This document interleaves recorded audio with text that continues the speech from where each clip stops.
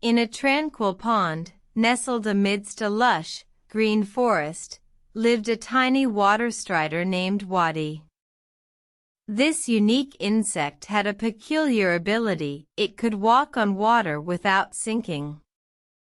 All the creatures in the pond admired Watty's talent, but he was not content.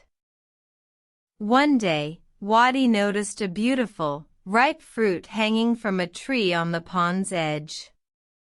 He yearned to reach it, but the water between him and the tree was too wide. "I cannot possibly reach the fruit," he thought. "I was meant to walk on water, not to swim."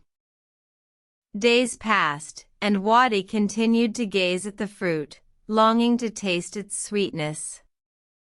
One day, he overheard an old wise turtle saying, "Courage is not the absence of fear, but the decision to act despite it." Inspired, Watty decided to take a leap of faith. With a deep breath, Watty swam towards the tree. As he reached the middle, he spread his legs wide and began to walk on the water surface.